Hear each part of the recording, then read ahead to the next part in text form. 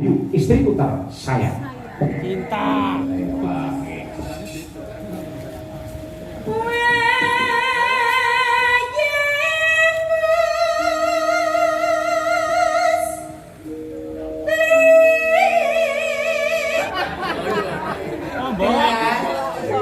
Sesuk lek dalang sampean lek cedak sinden aja nakal lho ya. Aja kaya bapakmu ya Le ya. Ya niru no. Biasane ngono lho Le, dadi dalang iki ujiane abot.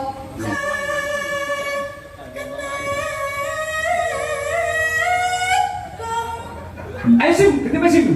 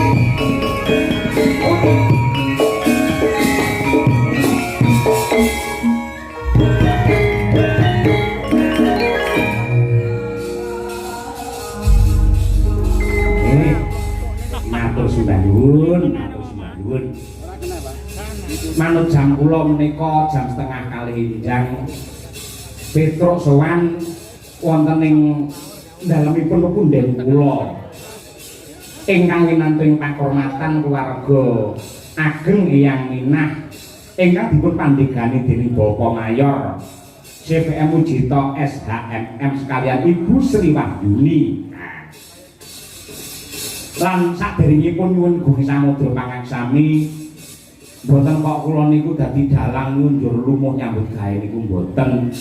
Ngen perang kula wau kula pasrahaken dumateng anak kula pamriye mumpung niki tasih libur malam Minggu mongko Senin wis sekolah meneh. Kula caosi wekdal supados nderek gladen wonten ing mriki. Naminipun menika Mas Gelar Pamanyang. Ketoke ya awake gedhe dhuwur ngoten niku ning asline tasih kelas tunggal SMP. Menawi ngen praupan niku pancen mirip kalian Bu Kesi. Ning aluse karakter niku sami kali bapake. Larene niku mendel.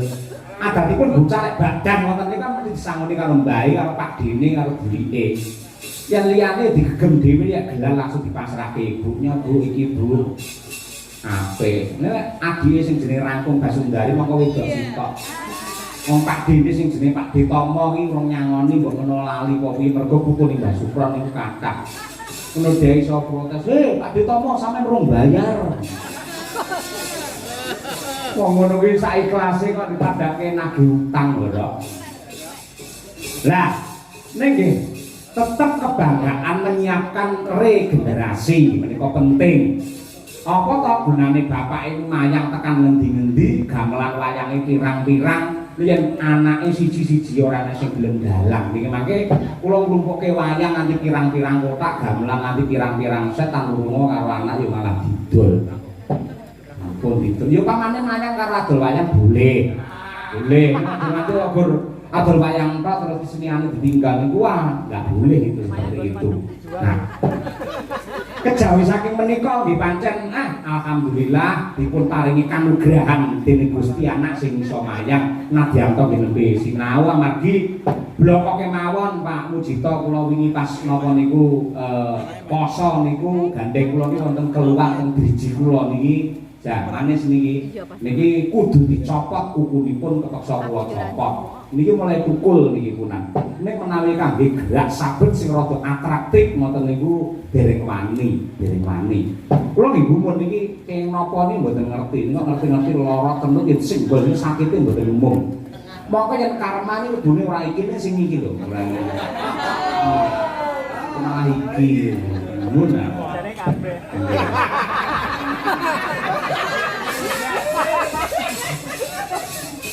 Mbak Elisa sing jomblo yang ngerti. 100 masih jomblo tapi pengalaman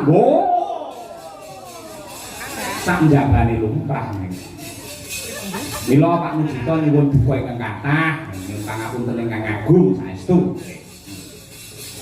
Lah sakmenika gentos kula tak minangkani pamundhutipun para sepuh sing adatipun angger kula sowan wonten Ponorogo. Bu Kesi nika yen ning radio kali tak anom mesti kok nembang tutup manggung ning bareng melu bojone dhewe malah tau tutup manggung kan itu. Kula pitados sing tasih kepanggam niku genah piyai sepuh sing tasih kemutan sok nyetel radio ceklik ngoten dalangipun Pak Anom Surata terus utup manggung melengking dening Sinden Kesi. Saderengipun kula ngaturi Mas Gareng kalian Mbak Elisa. Yo, Bu Kesi demene wektu disanggawe tak aturake karo Bu Sri, tebih saking Surabaya Bu.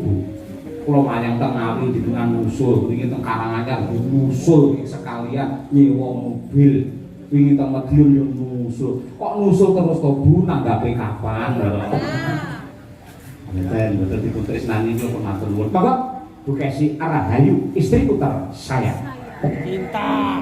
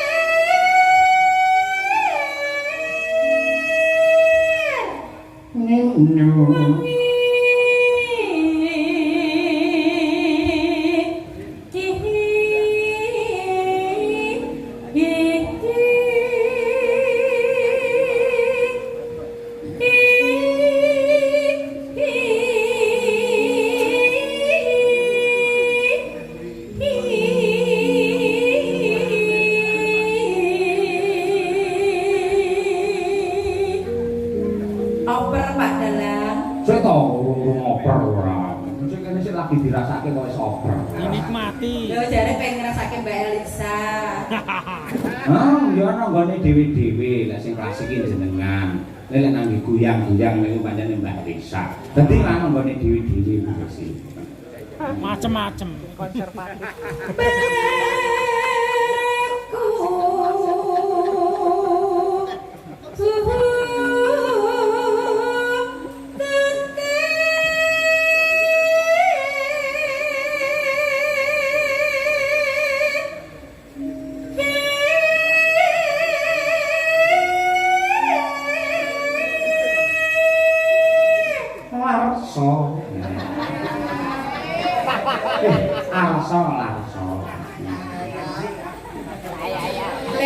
Anakku gelar pamaya. Oh tak kira Larso.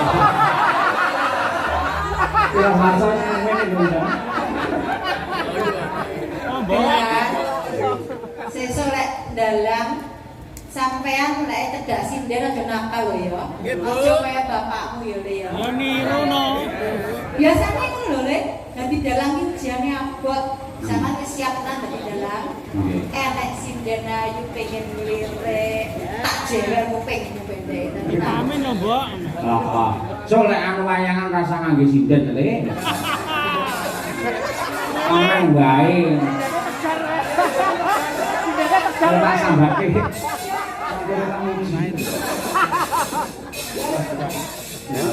Nanggap Mbok. Aku lek anak lanang pamane karo wong gelar tambah SMP ku rekake ya saiki patok kangge apa jenenge minyak wangi. Nanti nek bapake entek. Wes, cacake rekake ya wis mulai tebar pesona ning sekolahan. Lha SMP aja kaya ngono, Pakmu mbiyen SMP ngerti apa-apa lho, Le. Mau bicara rapi karo mbokmu tak rawangi nangis kejret.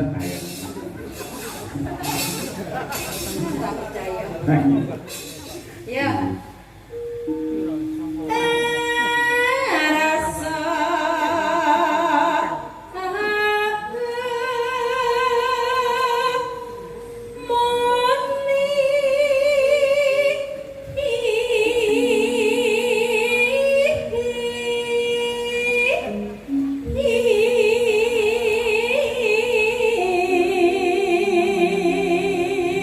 Nun sewu bapak-bapak ingkang tasih keparengungan.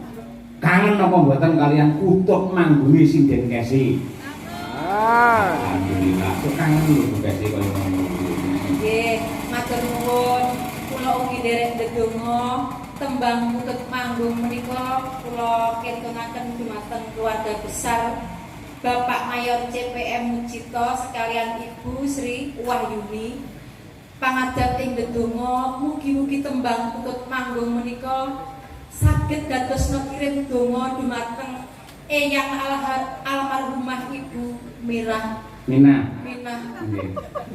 Mugi-mugi Mbah Minah manjing wonten kasuwargan tentrem ayem nyanding mirengaken tembang putut manggung. Lho mireng lho Pak. Nggih. Mau nyuwun ngiwok kula Mbak Minah. Sae nak derek kula mboten. Tanggang kok tasih kathah. Sinden-sinden sik arep njaluk hais. Soalnya kamu hais ta. Engko terus digawe kae apa iki kursine kaya pilot ngono kae. Aku sok terus melu nang kono. Ayo jalan Pak Rawadi. Cocok tenan dari supire ya sandel kan iki. Jumlung kae. Pokoke alon-alon dhisik nggih. Tak sewakne lho Den sinden. Alon dhisik.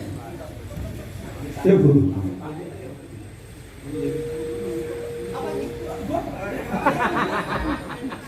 Neng Plang.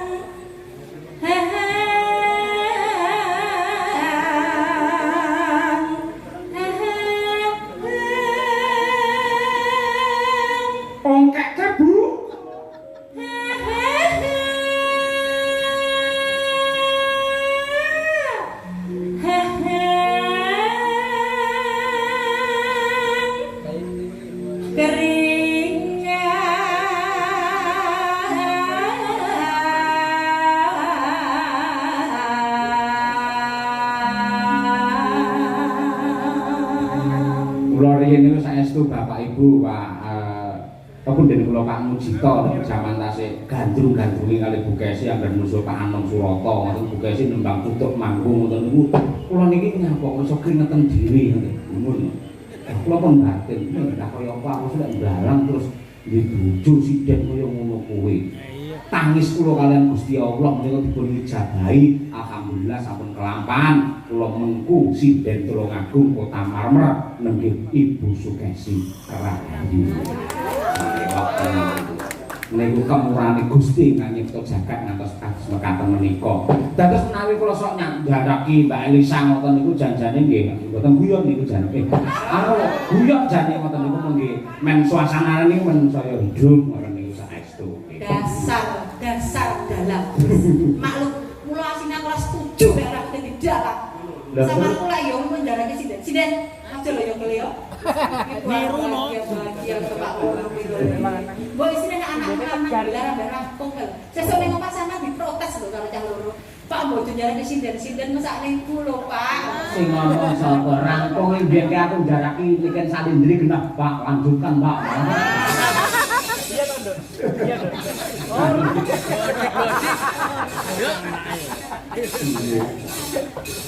Ayo.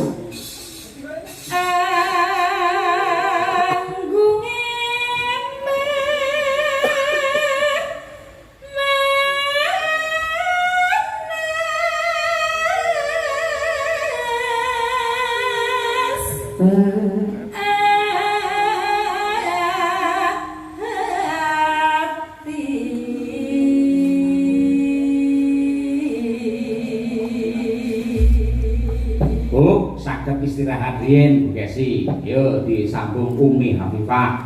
Manggung latihan tok kulino nganggung nikutut. Ayo. Sinau dhisik.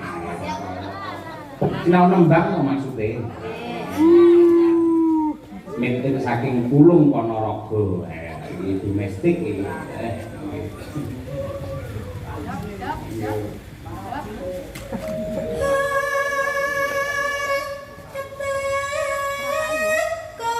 Kompol guys.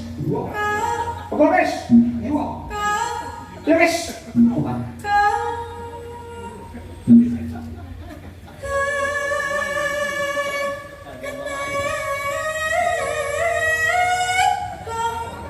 Ayo sim, kita sim.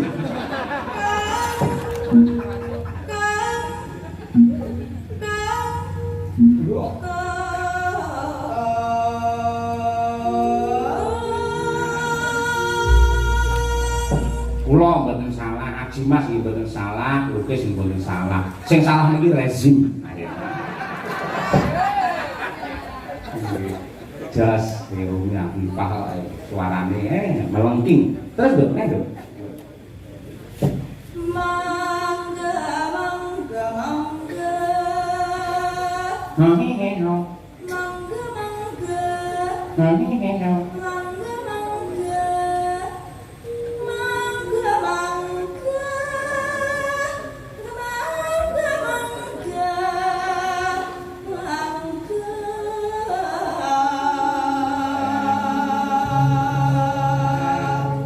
Jaten gong neme saiki wis loro.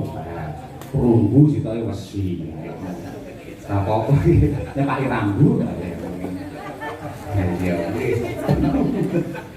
koran ombake mbur-mbur. Ape ngono kuwi jaran kok. Apa-apa. Nah, tanduk ayo.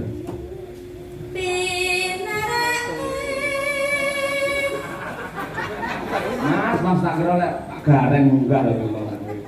Matur nuwun.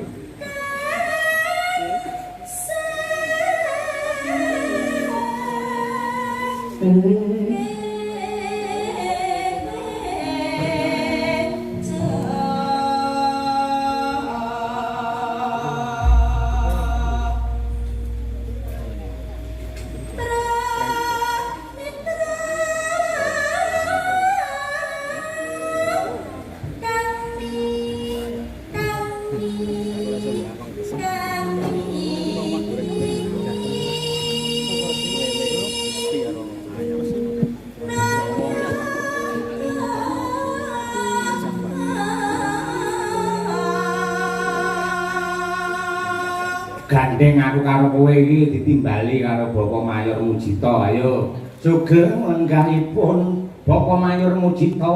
Lho. Sugeng lenggahipun Bapak Mayor Mujito. Bapak Mujito langsung mantuk terus astane mlebu ning sak. Kukur. Yo, mlebu gending om, ayo.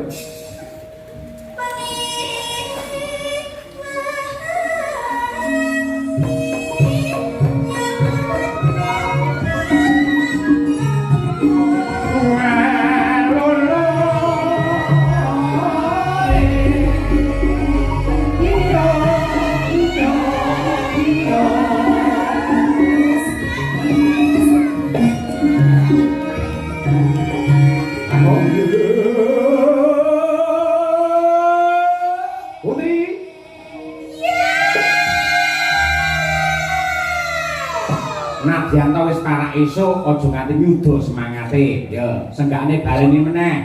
Yuk, pira swara? Yo, sinden kabeh.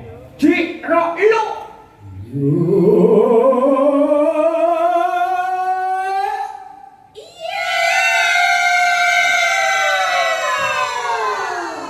Nggih gugah semangate sedaya para penonton ing taksih jenak pinarak. Nggo kula nyuwun partisipasi nggih to mbo adem. Sing yuk sinden kabeh, sing yuk kabeh para lenggah, kabeh para penonton. Kersa nggih, Pak? Nggih. Oh, ingkang kersa kula dongaaken mugi-mugi tambah kathah rezekinipun.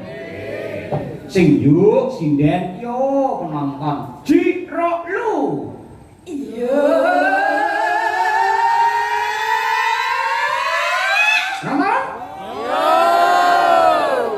Sinden saanane tepuk tangan untuk penonton Ponorogo luar biasa. Diwalik menora gosong. Sing yuk sedaya para penonton sing yo niku sindene. Nggih. Yuk niku sedaya para lenggah sing yo sinden. Beling nggih Pak nggih? Nggih. Jiro lu yuk. Yo.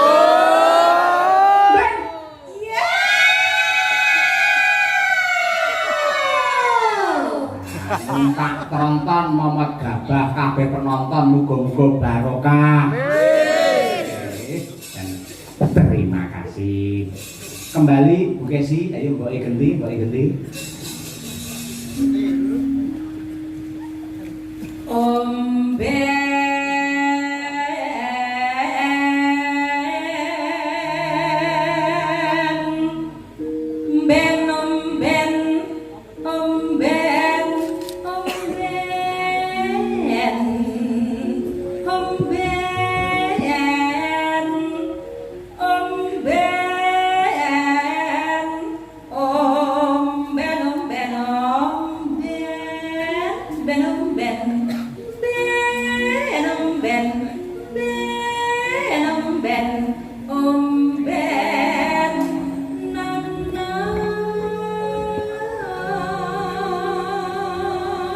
Ya Bu? Aku tute dialane cilik. Aku?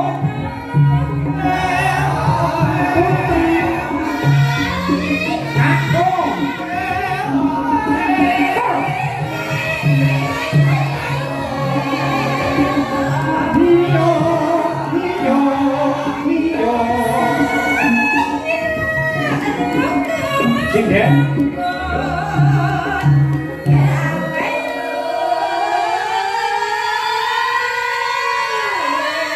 Penonton. Yo. Yayi nyeni kabeh kok ya kota Riau kok ya luar biasa. Ngombet terus segone teko. Kok pinter ya Mas ladene ngepaske. Heeh, bar mobil lak mangan ya Bu Kesi. Nggih, pas banget. Lek mlakune alon-alon timlik. Matur nuwun dumateng kadang-kadang juru ladi Karang Taruna ing ringing mriki sembah nuwun. elok temenanan kopen tenan bengi matur nuwun Pak Mujito katresnanipun dhumateng kula sakanca. Mugi-mugi dados amal kesaenan panjenengan anggenipun tansah paring kamulyan dhumateng para seniman. Nggih. Yuk, oper. Ayo, Om. Mangan, Om. Nggih.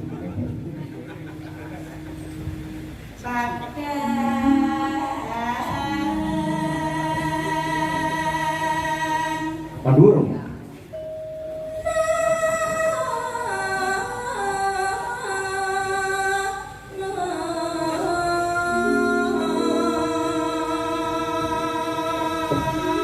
Minder.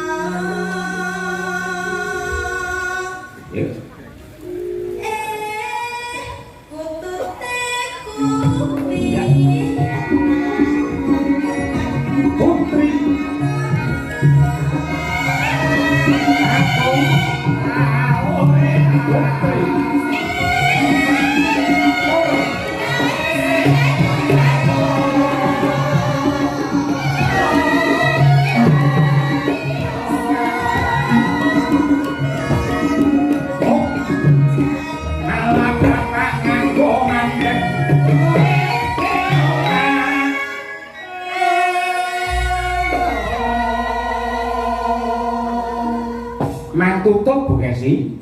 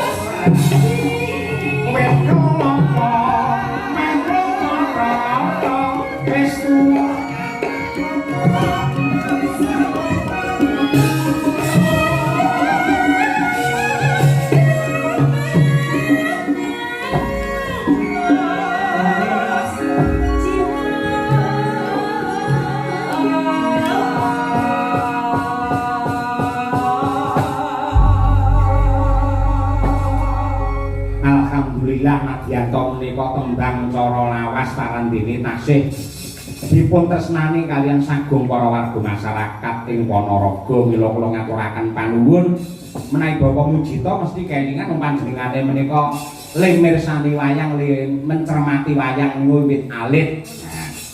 Mila nggih mboten nate mboten muka teng wayang niku komplit tembang-tembang ala sekarang sing jadul sing klasik.